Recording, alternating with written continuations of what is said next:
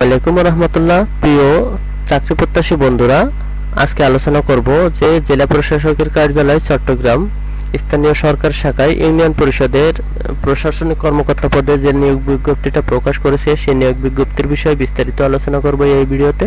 তো সম্পূর্ণ বিষয়টা দেখার আগে যারা এখনো পর্যন্ত এসআরটিএসবিডি চ্যানেলটি সাবস্ক্রাইব করেননি তাদের কাছে অনুরোধ থাকবে এসআরটিএসবিডি চ্যানেলটি সাবস্ক্রাইব করার জন্য, লাইক কমেন্ট শেয়ার করে পাশে থাকার জন্য, যাতে এমন ধরনের আরো নতুন নতুন নিয়োগ বিজ্ঞপ্তি আবেদনের বিষয় এবং বিভিন্ন নোটিশ সম্পর্কে আপনারা জানতে পারেন। তো চলুন আজকে যে নিয়োগ বিজ্ঞপ্তির বিষয়টা আলোচনা করব সে বিষয়টা বিস্তারিত দেখে আসি। তো আজকের নিয়োগ বিজ্ঞপ্তির বিষয়টা হচ্ছে জেলা প্রশাসকের কার্যালয় চট্টগ্রাম। তো জেলা প্রশাসকের কার্যালয় চট্টগ্রাম এই নিয়োগ বিজ্ঞপ্তিটা প্রকাশ করেছে স্থানীয় সরকার শাখায়। তো প্রকাশের তারিখ 11 মার্চ 2025। এখানে দেওয়া আছে যে পূর্ণ নিয়োগ বিজ্ঞপ্তি। তো পূর্ণ নিয়োগ বিজ্ঞপ্তিটা এখানে আপনারা মনোযোগ সহকারে দেখেন যে স্থানীয় সরকার বিভাগের 25 নভেম্বর 2024 তারিখে যে স্মারক নম্বর, এই স্মারক নম্বরের অনুযায়ী 10 ফেব্রুয়ারি 2025 তারিখে যে এই উক্ত স্মারক নম্বরে ছাড়পত্রের প্রেক্ষিতে চট্টগ্রাম জেলার ইউনিয়ন পরিষদ প্রশাসনিক কর্মকর্তা এর শূন্য পদে জাতীয় বেতন স্কেল 2015 মোতাবেক সম্পূর্ণ অস্থায়ী ভিত্তিতে প্রচলিত নিয়োগ বিধি অনুযায়ী জনবল নিয়োগ এবং আগামী 1 বছরের জন্য নিয়োগ প্যানেল সংরক্ষণের লক্ষ্যে চট্টগ্রাম জেলার স্থায়ী বাসিন্দাগণের নিকট থেকে নিম্নবর্ণিত শর্তে অনলাইনে dcctg.teletalk.com.bd এই ওয়েবসাইটের মাধ্যমে দরখাস্ত আহ্বান করা যাচ্ছে। তো অবশ্যই যে সকল প্রার্থীগণ আবেদন করবেন তারা এখানে যে লিঙ্ক দেওয়া আছে যে dcctg.teletalk.com.bd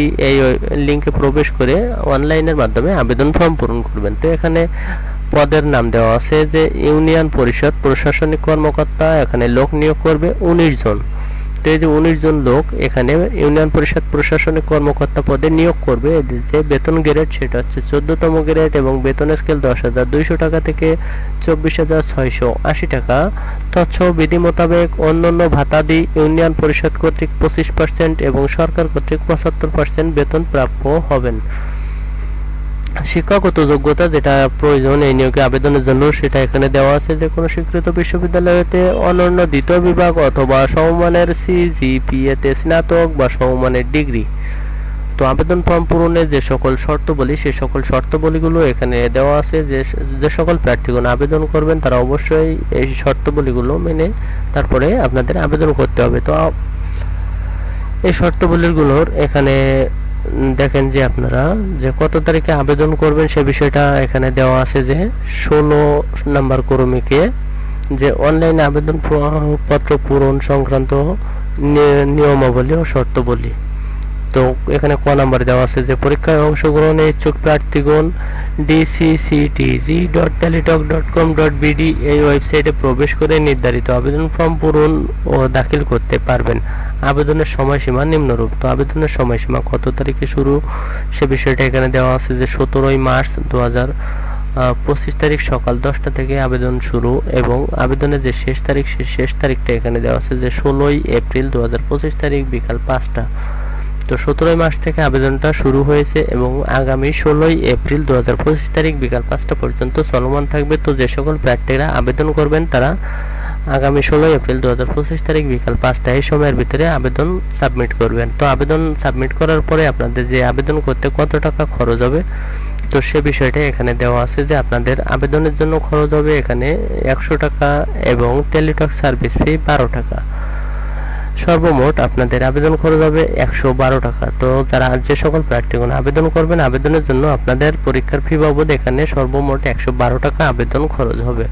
তো আবেদনপত্র পূরণ করার পরে যে সকল প্রার্থীগণ আবেদন করবেন আবেদন ফর্ম পূরণ করার পরে যে ইউজার আইডি আপনারা পাবেন সেই ইউজার আইডি ব্যবহার করে এখানে যে টেলিটক সিমের মাধ্যমে যে 112 টাকা আপনাদের পরীক্ষার ফি বাবদ জমা দিতে হবে সেটা টেলিটক সিমের মাধ্যমে এই যে নিয়ম দেওয়া আছে এই নিয়ম অনুযায়ী আপনারা টেলিটক সিমের মাধ্যমে পরীক্ষার ফিটা জমা দিতে পারবেন। তো এখানে এসএমএস পদ্ধতি এখানে দেওয়া আছে যে dcctg স্পেস ইউজার আইডিটা আপনারা আবেদনটা অনলাইনে আবেদন সাবমিট করার পরে ইউজার আইডিটা পাবেন এবং এই ইউজার আইডি ব্যবহার করে আপনাদের পরবর্তীতে দ্বিতীয় এসএমএসটা করতে হবে। তো দ্বিতীয় এসএমএস করার জন্য ইউজার আইডি ব্যবহার করে যখন প্রথম এসএমএস করবেন, এসএমএস করার পরে আপনারা একটা পিন নাম্বার সম্মিলিত একটি রিপ্লে এসএমএস পাবেন। তো রিপ্লে এসএমএস এর যে পিন নাম্বারটা পাবেন, সেই পিন নাম্বারটা দিয়ে আপনাদের দ্বিতীয় এসএমএস করতে হবে। তো দ্বিতীয় এসএমএস এর জন্য এখানে DCCTG স্পেস ইএস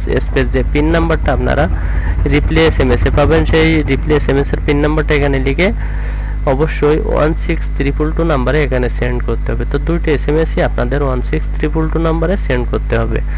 তো টেলিটক সিমে অবশ্যই কিন্তু 112 টাকার উপরে আপনাদের ব্যালেন্স থাকতে হবে, আনুমানিক 120 টাকা মতো আপনাদের ব্যালেন্স থাকা লাগবে টেলিটক সিমে, তা না হলে কিন্তু এসএমএসটা সম্পূর্ণভাবে হবে না।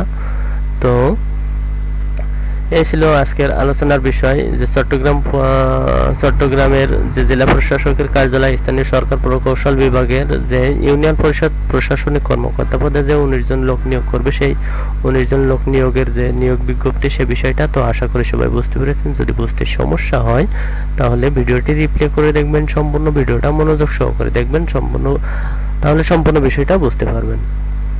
তো এরকম ধরনের আরো নতুন নতুন নিয়োগ বিজ্ঞপ্তি, আবেদনের বিষয় এবং বিভিন্ন নোটিশ সম্পর্কে জানার জন্য যে সকল দর্শকরা এখনো পর্যন্ত এসআরটিএসবিডি চ্যানেলটি সাবস্ক্রাইব করেননি, তাদের কাছে অনুরোধ থাকবে এসআরটিএসবিডি চ্যানেলটি সাবস্ক্রাইব করার জন্য, লাইক কমেন্ট শেয়ার করে পাশে থাকার জন্য, যাতে এরকম ধরনের আরো নতুন নতুন নিয়োগ বিজ্ঞপ্তি, আবেদনের বিষয় এবং বিভিন্ন নোটিশ সম্পর্কে আপনারা জানতে পারেন।